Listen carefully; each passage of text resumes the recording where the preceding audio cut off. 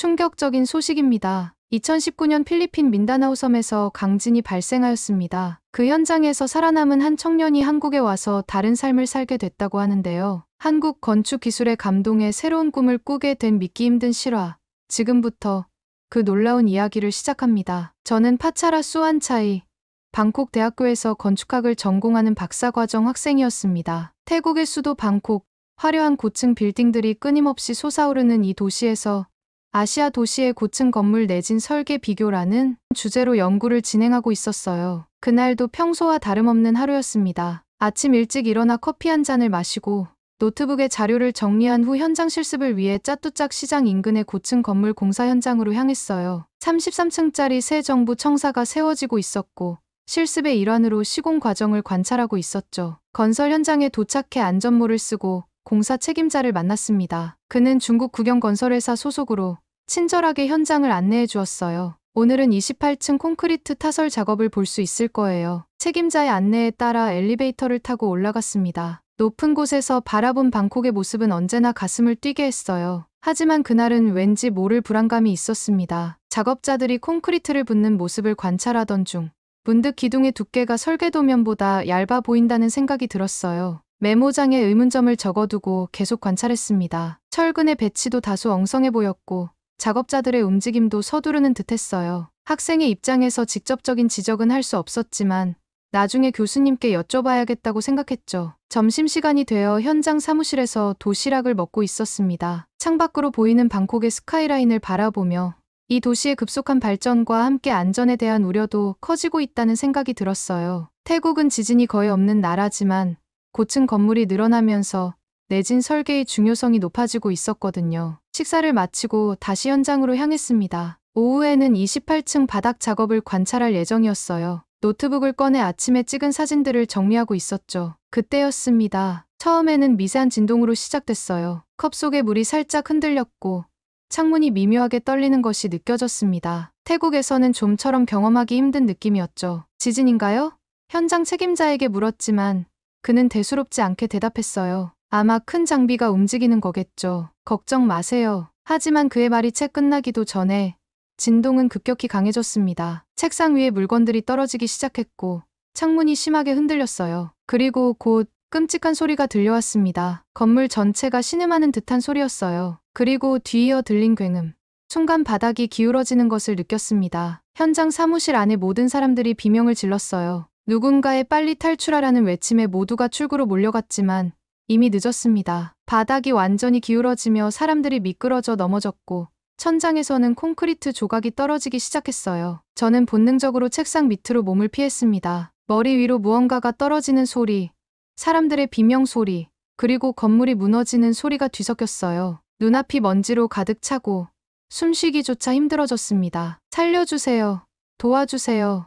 사방에서 들려오는 절박한 외침. 저는 어둠 속에서 몸을 최대한 웅크린 채 끝없이 떨어지는 잔해로부터 머리를 보호하려 했어요. 잠시 후 모든 것이 조용해졌습니다. 주변은 완전한 어둠과 먼지로 가득했고 콘크리트 더미 사이로 빛이 희미하게 새어 들어왔어요. 간신히 정신을 차리고 주변을 살폈습니다. 제가 있던 사무실은 완전히 무너져 내렸고 저는 책상과 콘크리트 더미 사이의 작은 공간에 갇혀 있었어요. 숨을 쉴 때마다 먼지가 폐 속으로 들어왔고 온몸이 아팠습니다. 오른쪽 다리는 뭔가에 끼어 움직일 수 없었어요. 어둠 속에서 손을 뻗어 주머니 속에 휴대폰을 찾았지만 화면은 깨져 있었고 신호도 없었습니다. 살아있어?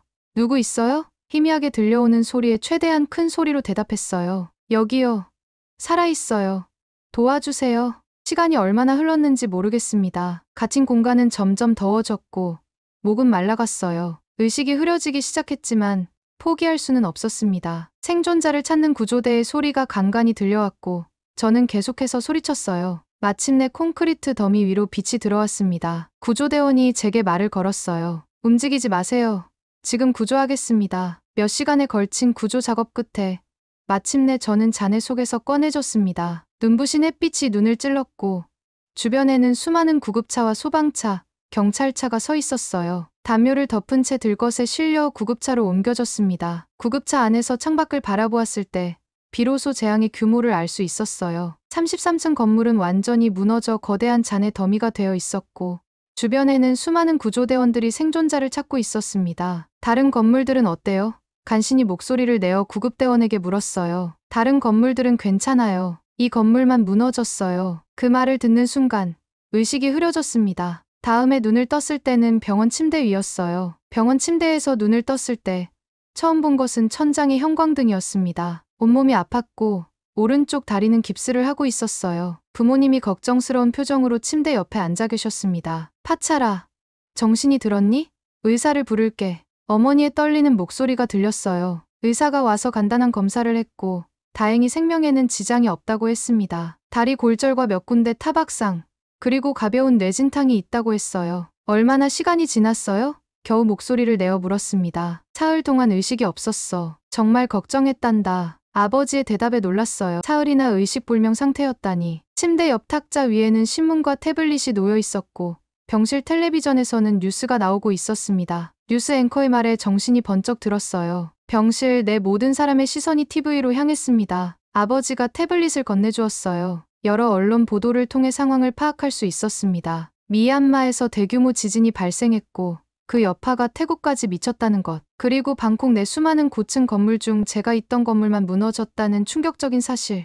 이어진 뉴스에서는 더 충격적인 내용이 보도되었어요. 예비조사 결과 해당 건물의 시공사인 중국 국영기업 C사는 설계와 다르게 철근을 30% 적게 사용했으며 콘크리트의 품 기준에 미치지 못했던 것으로 드러났습니다. 또한 내진 설계가 제대로 적용되지 않았고 예산 절감을 위해 주요 구조부의 두께를 줄인 정황도 포착되었습니다. 뉴스를 보면서 분노가 치밀어 올랐습니다. 그날 제가 느꼈던 불안감은 직감이 아니라 실제 문제였던 거예요. 만약 시공사가 제대로 건물을 지었다면 그 정도 지진에 건물이 무너지지 않았을 거란 생각이 들었습니다. 병원에서 일주일을 보낸 후 퇴원했어요. 하지만 마음의 상처는 쉽게 치유되지 않았습니다. 밤마다 악몽에 시달렸고 높은 건물에 들어가는 것만으로도 공포를 느꼈어요. 학교에 돌아가 교수님을 만났을 때 연구 방향을 바꾸고 싶다고 말씀드렸습니다. 내진 설계와 건물 안전성에 대해 더 깊이 연구하고 싶습니다. 이런 비극이 다시는 일어나지 않도록 하는 데 기여하고 싶어요. 교수님은 이해해 주셨고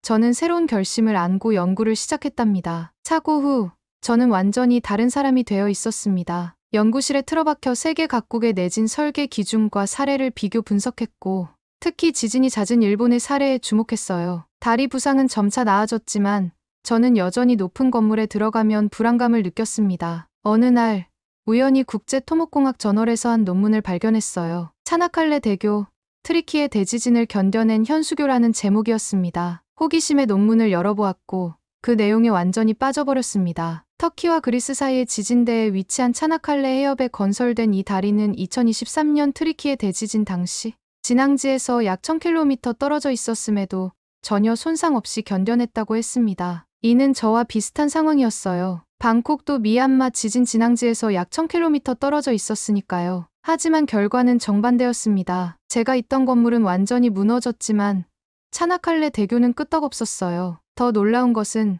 그 다리를 지은 회사가 한국 회사라는 사실이었습니다. 어떻게 이런 일이 가능했을까? 궁금증에 더 깊이 파고들었어요. 한국의 내진 설계 기술, 시공 방식, 품질 관리 시스템까지 모든 자료를 찾아 읽었습니다. 한국은 지진이 그리 많은 나라가 아니었지만 일본과 가까운 지리적 위치 때문에 내진 설계를 중요시했고 특히 해외 프로젝트에서는 더욱 철저한 안전 기준을 적용한다는 것을 알게 되었어요. 다음 날 교수님을 찾아가 이 발견에 대해 이야기했습니다. 교수님, 한국의 건설 기술에 대해 더 배우고 싶습니다. 가능하다면 한국 유학을 생각하고 있어요. 교수님은 잠시 생각하시더니 미소를 지으셨어요. 마침 한국건축기술연구원과 협력 프로그램이 있어 내가 인턴십 지원을 도와줄 수 있을 것 같구나. 그 말씀에 가슴이 뛰었습니다. 이것이 운명이라는 느낌이 들었어요. 바로 그날부터 한국어 공부를 시작했고 한국의 건설 기술에 대한 자료를 더 많이 찾아보았습니다. 조사를 하면 할수록 한국 건설사들의 해외 프로젝트 성공 사례가 놀라웠어요. 중동의 극한 환경에서 지은 고층 빌딩,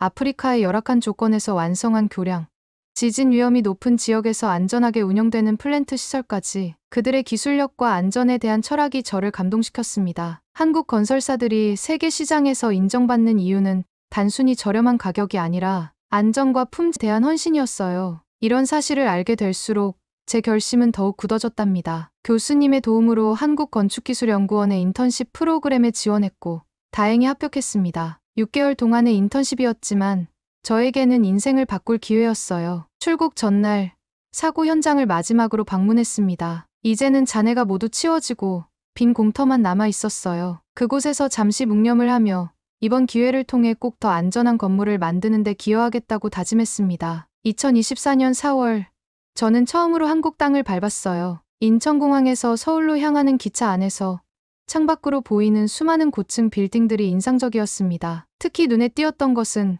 공사 현장의 철저한 안전관리였어요. 건축기술연구원에서의 첫날 오리엔테이션을 통해 한국의 건설 기술과 안전 기준에 대한 개요를 들었습니다. 연구원들은 친절하게 모든 것을 설명해 주었고 특히 내진 설계 부서의 김 박사님은 제 경험에 깊은 관심을 보이셨어요. 태국의 사례는 매우 안타깝습니다. 하지만 그 경험이 파차라 씨에게 새로운 동기가 되었다니 다행이네요. 여기서 많은 것을 배워가길 바랍니다. 첫 주에 한국의 건설 현장을 방문할 기회가 있었어요. 39층 주상복합 건물 공사 현장이었는데 중국 회사가 지은 건물과의 차이점이 확연했습니다. 모든 작업자가 안전 장비를 철저히 착용했고 품질 검사는 단계마다 꼼꼼하게 이루어졌어요. 특히 인상적이었던 것은 구조적 안전성을 위한 설계였습니다. 이 건물은 규정보다 30%더 강한 내진 설계가 적용되었습니다. 설계 기준 이상의 안전 계수를 적용하는 것이 우리 회사의 원칙이니까요. 현장 책임자의 말에 깊은 감명을 받았어요. 이것이 바로 제가 찾던 진정한 건설 철학이었습니다. 인턴십 기간 동안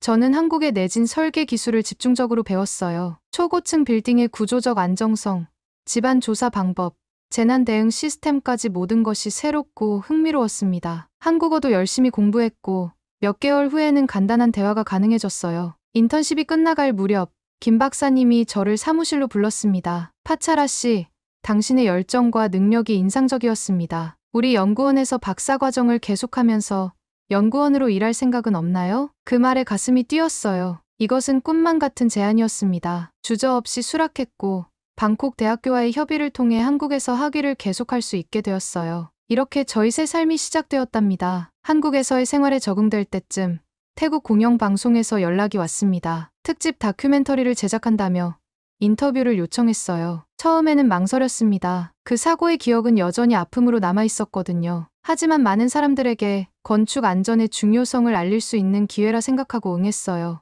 인터뷰 날 화상으로 태국 기자와 이야기했습니다. 사고 당시의 경험, 생존 과정, 그리고 한국으로 오게 된 계기까지 솔직하게 이야기했어요. 파차라 씨, 왜 하필 한국을 선택하셨나요?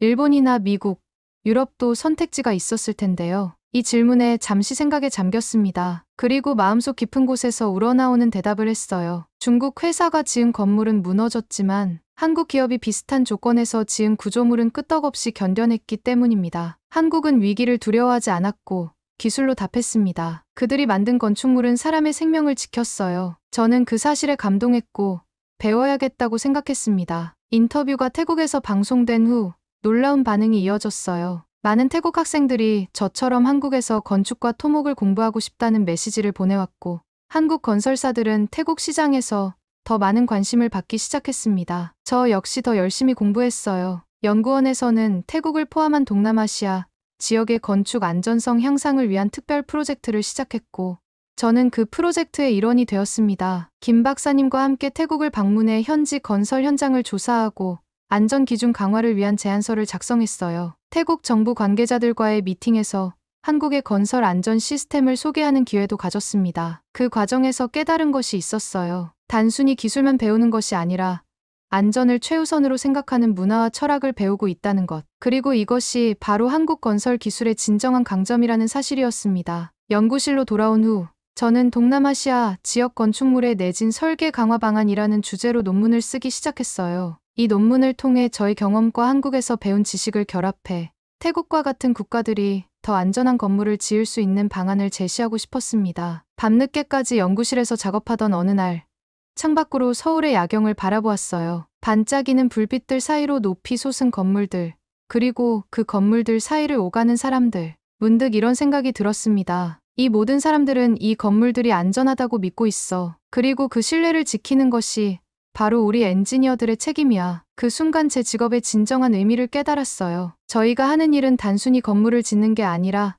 사람들의 생명을 지키는 일이었습니다. 그 책임감은 무거웠지만 동시에 가슴을 뜨겁게 했어요. 다음 날 김 박사님께 제 생각을 말씀드렸습니다. 그분은 잠시 생각하시더니 말씀하셨어요. 파차라, 그렇게 생각했다니 기쁘네요. 한국의 건설 기술이 발전한 비결은 기술력만이 아닙니다. 우리는 과거 많은 실패와 아픔을 겪었어요. 삼풍백화점 붕괴, 성수대교 붕괴. 그런 비극 속에서 우리는 교훈을 얻었고 더 나은 기준을 만들었죠. 당신도 그런 과정을 겪고 있는 것 같군요. 그 말씀이 제 마음에 깊이 와닿았어요. 저는 단순히 기술을 배우러 온 것이 아니라 한국이 걸어온 그 성장의 길을 함께 느끼고 있었던 거예요. 한국에서의 시간은 빠르게 흘렀고 저는 논문을 완성했습니다. 동남아시아 건축물의 내진 설계 강화를 위한 한국식 접근법이라는 제목의 이 논문은 국제학술지에 게재되었고 많은 관심을 받았어요. 그 결과 태국 건설부에서 저에게 특별한 제안이 들어왔습니다. 태국으로 돌아와 신설되는 건축안전감독원의 자문위원으로 일해달라는 요청이었어요. 한국에서 배운 지식을 태국의 건설 현장에 적용할 수 있는 기회였습니다. 김 박사님과 상의한 결과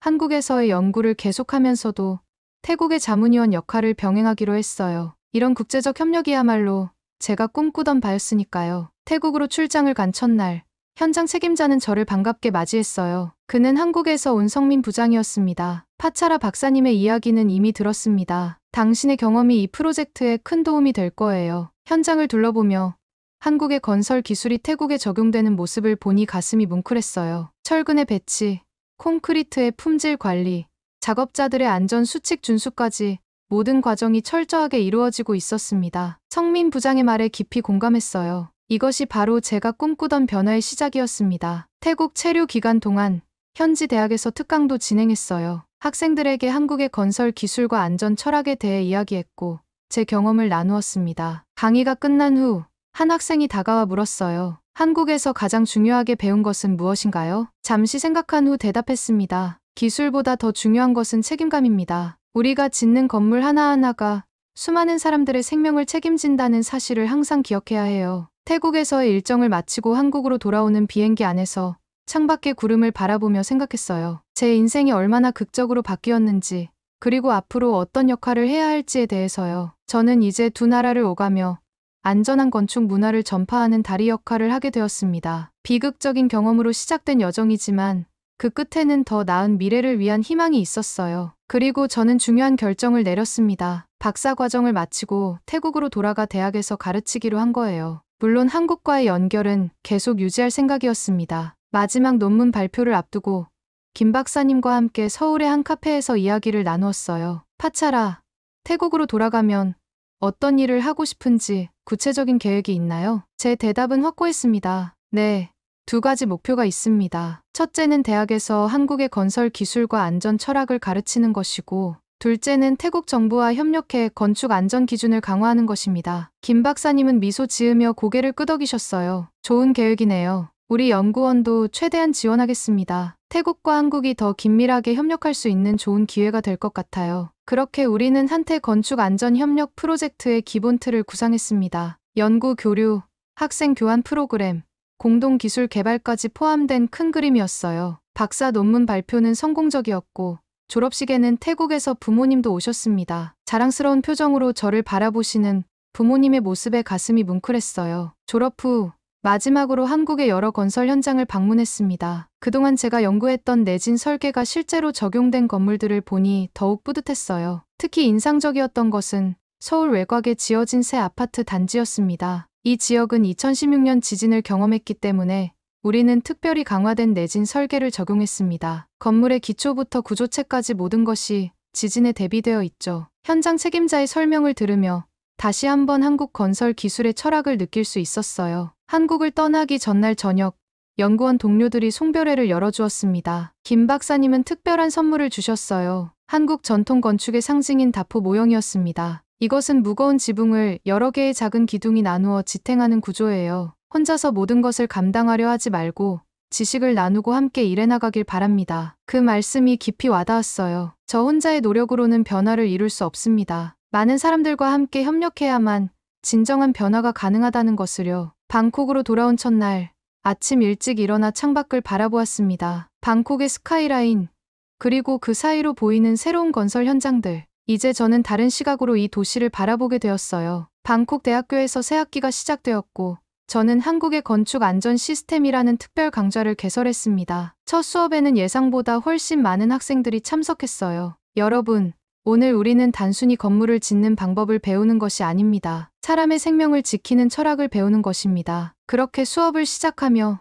저는 마음속으로 다짐했어요. 이제는 제가 한국에서 받은 지식과 감동을 태국의 젊은 엔지니어들에게 전해줄 차례라고요. 오늘도 저는 서울과 방콕을 오가며 두 나라의 기술과 지식을 연결하는 다리 역할을 하고 있습니다. 필리핀 지진으로 시작된 비극적인 사건이 저에게는 새로운 사명을 깨닫게 해준 계기가 되었어요. 아침마다 태국에, 그리고 더 넓게는 아시아의 안전한 건축 미래를 위해 오늘도 설계도를 그려나갑니다. 그리고 늘 마음속으로 되새깁니다. 이제는 한국처럼 짓겠습니다. 오늘 사연 어떻게 들으셨나요? 위기 상황에서도 안전을 지키는 한국 건축 기술의 우수성과 생명을 존중하는 철학이 전 세계의 희망이 되었습니다. 오늘 사연에 대한 여러분의 생각을 댓글로 남겨주세요. 감동문클에서는 여러분의 소중한 마음을 모아 사연 주인공들에게 전해드리고 있습니다. 여러분 주변에 감동적이거나 재미있는 실제 사연들을 제보받고 있으니 언제든 저희 공식 메일로 제보해주세요. 오늘 들려드린 사연에 공감하셨다면 구독과 좋아요 눌러주시고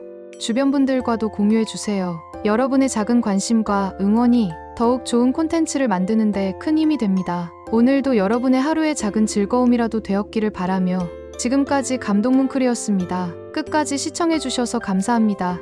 다음에 더 감동적인 사연으로 찾아뵙겠습니다.